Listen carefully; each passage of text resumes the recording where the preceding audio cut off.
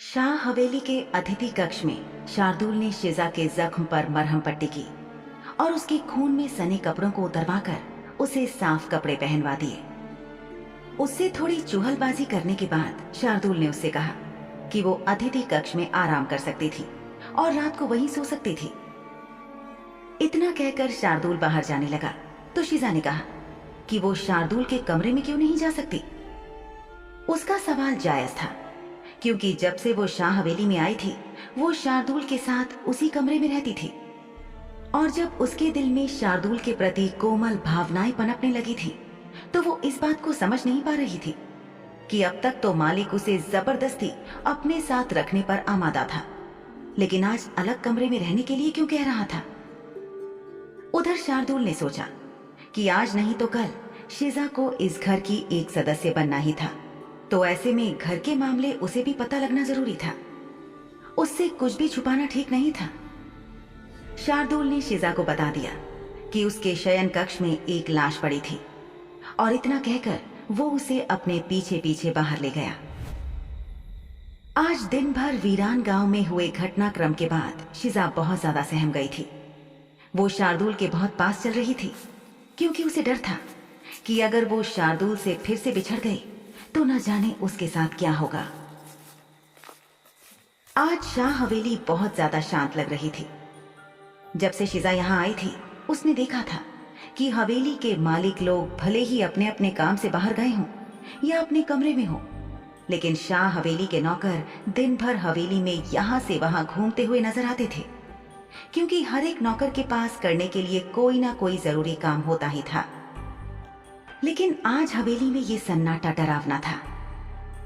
सीढ़ियां उतरते हुए जैसे ही शिजा की नजर आखिरी सीढ़ी पर पड़ी तो उसने अपनी रीढ़ की हड्डी में झंझनाहट महसूस की।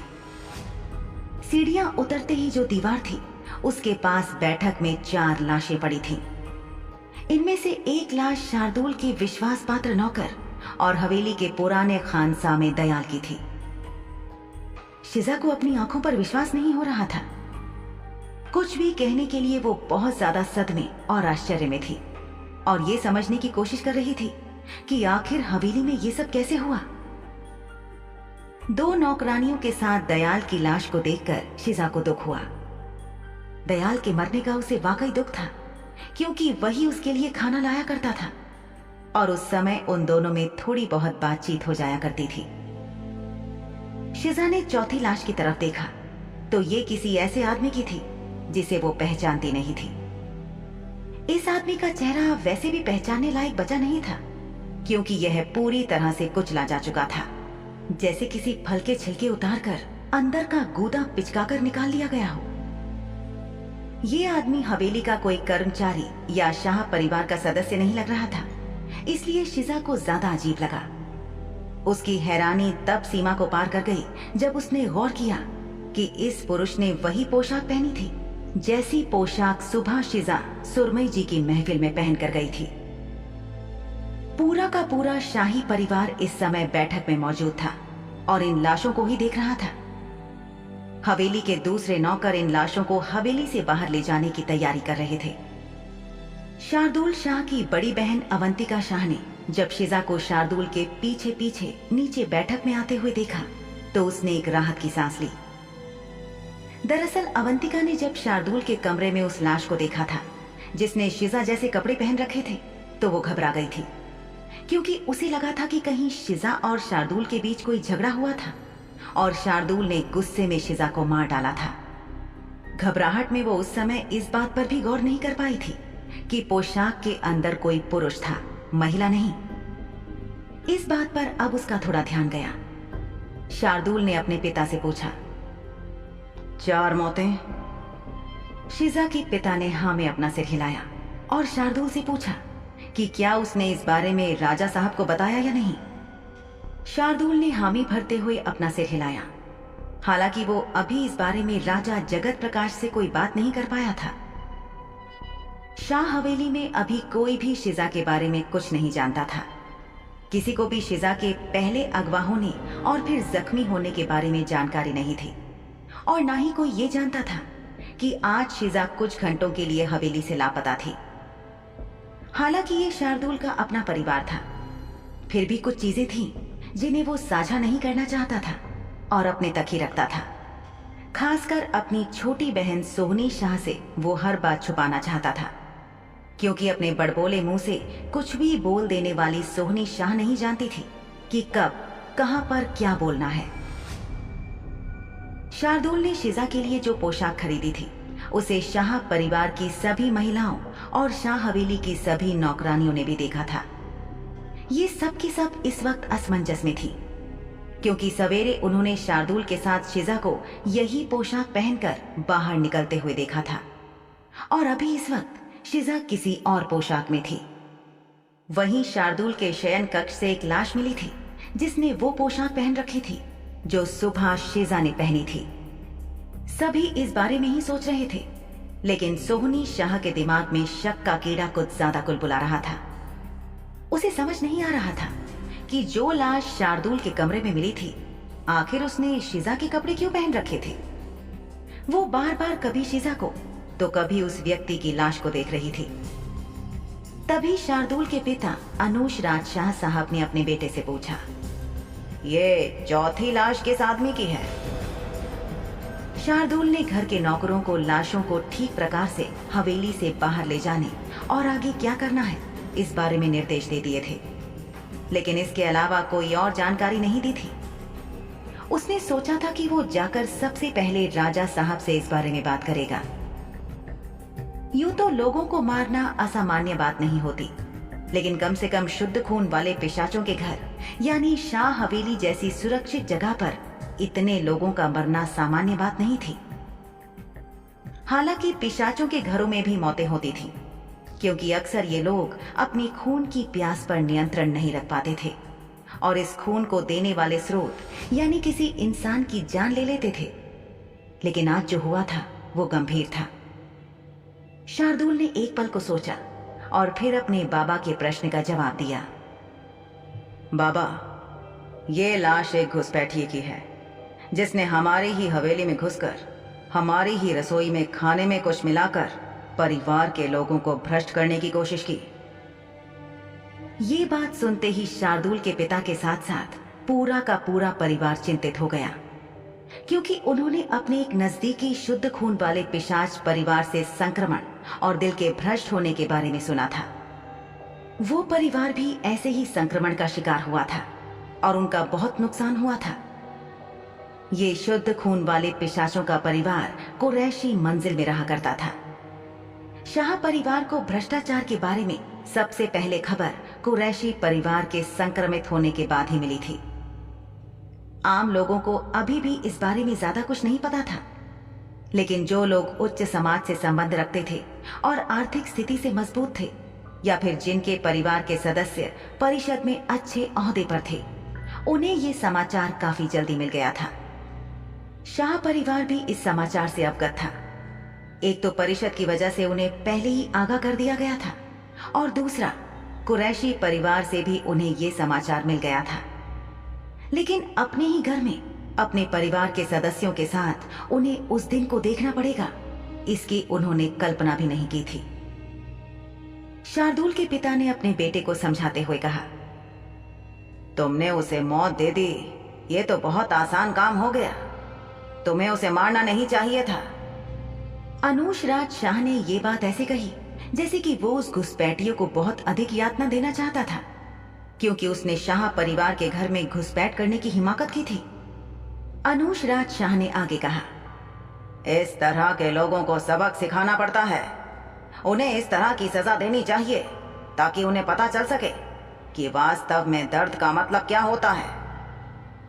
शार्दुल इस बात को पूरी तरह से ध्यान से सुन नहीं पाया, क्योंकि वो पहले से ही गुस्से में उबल रहा था। ना ही उसके पास ज्यादा समय था, क्योंकि उसे राजा साहब के पास जाकर उन्हें सब कुछ बताना था। उसके गुस्से की कोई सीमा नहीं थी, क्योंकि जिस समय उसकी शिजा गांव में जख्मी हालत में पड़ी थी, उस समय उसी का रूप धरकर ये घुसपैठिया शार्दुल के घर में घुस आया था और उसने शार्दुल के पूरे परिवार को खत्म करने की साजिश रची थी। वक्त रहते अगर चीजें नहीं संभलती तो आज न जाने क्या हो जाता। शार्दुल ने शाह हवेली में किसी की भी जिज्ञासा को शांत करने की कोशिश नहीं की। पोशाक उस घुसपैठिए व्यक्ति के शरीर पर कैसे आई, इस बात का जवाब देने का मतलब होता घुसपैठिए का पूरा किस्सा सबको बताना। रूप बदलने में माहिर प्राणियों का मामला अभी बहुत गोपनीय और संवेदनशील था और कुछ मुख्य पार्षदों को ही इसके बारे में पता था, जिन्हें उंगलियों पर गिना जा सकता। शार्दुल के पिता ने उससे पूछा कि क्या शाह परिवार को परिषद की प्रतीक्षा करनी होगी, जिसके जवाब में शार्दुल ने उनसे कहा कि इसकी जरूरत नहीं पड़ेगी, क्योंकि वो खुद उन सभी लाशों को हड्डियों की झील में फेंकने के लिए ले जाएगा। उसने अपने पिता को बताया कि हड्डियों की झील के किनारे पर पहले से ही राजा साहब द्वारा नियुक्त किए गए परिषद के अधिकारी मौजूद हैं। बड़े शाह साहब इस बात से बहुत ज्यादा खुश नहीं दिखे। तभी शार्दुल की सौतेली मां मलका जान ने एक नौकरानी को रोककर पूछा कि क्या रसोई में रखा हुआ संक्रमित खाना फेंक दिया गया है, जिसके जवाब में नौकरानी ने घबराते हुए कहा कि अभी तक वो दीवारों और फर्श पर लगा खून साफ करने में व्यस्त थी, इसलिए खाना फेंकने का समय उसे नहीं मिला, वो अब फेंक देगी। लेकिन तभी अवंतिका शाह ने उस नौकरानी को रोकते हुए कहा कि खाने को फेंकना ठीक नहीं होगा, क्योंकि परिषद के लोग उस खाने को जब्त करके उसकी जांच जरूर करना चाहेंगे। अगर शाह परिवार अपने घर में भ्रष्ट हुआ खाना परिषद में जमा नहीं करवाता है, तो लोगों को यह भी लग सकता था कि वो हवेली के अंदर लोगों को मारकर गुपचुप उनकी लाशें हड्डियों की झील में फेंके जा रहे हैं। भ्रष्ट किया हुआ संक्रमित खाना उनके पक्ष में सबूत था।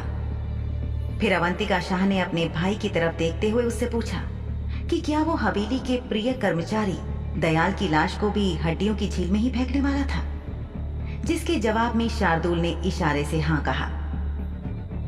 दयाल को काफी खतरनाक संक्रमण हुआ था, जिससे उसका दिल पूरी तरह से भ्रष्ट हो गया था। ऐसे में उसकी लाश को जल्द से जल्द आबादी से दूर ले जाना बहुत जरूरी था। इसे शार्दुल की फिक्र ही कहा जा सकता है कि वो हड्डियों की झील की तरफ जाते समय शिजा को भी अपने साथ बग्घी में बैठा कर ले गया। चारों लाशों को श्रमिकों की मदद से बग्घी के पिछले हिस्से में रखा गया था, जिनमें उस विकृत चेहरे वाले घुसपैठिए व्यक्ति की लाश भी शामिल थी। शाह हवेली में वास्तव में क्या हुआ था, इस बारे में शार्दुल के अलावा अभी भी कोई और सदस्य पूरी तरह से कुछ नहीं जानता था। शार्दुल को अच्छी तरह से पता था कि वीरान गांव से लाशों को लाने में वहां नियुक्त पार्षदों को कुछ समय लगेगा, क्योंकि वहां 5-6 नहीं लगभग 60 से 70 के आसपास शव थे। अगर शार्दुल गलत नहीं था तो इतने शव तो उसने खुद देखे थे, और कोई अजूबे की बात नहीं होगी अगर वहां कुछ और लाशें भी निकल आती तो। हवेली से निकलने से पहले शार्दुल ने जल्दी से 2 पत्र लिखे। पहला पत्र उसने अपने इलाके के हाकिम तक पहुंचाने के लिए लिखा और एक कारिंदे को फौरन रवाना कर दिया, जबकि दूसरा पत्र उसने अपने चचेरे भाई अरमान शाह के लिए लिखा। राजा जगत प्रकाश से अपनी पिछली मुलाकात में शार्दुल को पता लगा था कि उसका चचेरा भाई अरमान शाह जल्दी ही श्यामला आने वाला है। शार्दुल ने एक कारिंदे को फुर्ती से अरमान शाह की तरफ रवाना किया। जिंदगी में हर दिन खूबसूरत हो और हर दिन खुशकिस्मती आपका साथ दे, ऐसा होना मुश्किल है। और आज शाह हवेली में और शार्दुल शाह के साथ जो कुछ भी हुआ था वो एक तरीके से बहुत बड़ा दुर्भाग्य था, तो कुछ हद तक सौभाग्य भी कहा जा सकता था, क्योंकि शार्दुल का परिवार पूरी तरह से सुरक्षित था। लेकिन दुर्भाग्य की बात थी कि हवेली में काम करने वाले लोगों को सुरक्षा में सेंध लगने की कीमत अपनी जान देकर चुकानी पड़ी थी। इस तरह किसी जाने माने शक्तिशाली शुद्ध खून वाले पिशाच के परिवार पर हमला किया जाना सामान्य बात नहीं थी। आज से दशकों पहले ऐसा जरूर होता था। तब पिशाचों के परिवारों पर हमले हुआ करते थे और इन सभी हमलों के पीछे काले चुड़ैल समुदाय के लोग ही हुआ करते थे। लेकिन पिशाचों और उनके बीच संघर्ष के बाद जब काले चुड़ैल समुदाय को उस जगह से खदेड़ दिया गया, तो उसके बाद कभी ऐसे हमले नहीं हुए। और आज अगर शाह हवेली पर इतना बड़ा हमला हुआ था, तो इसका मतलब साफ था कि खदेड़े हुए प्राणी वापस आने की कोशिश कर रहे थे। क्या शार्दुल अपने परिवार को घुसपैठिए का सच बता पाएगा?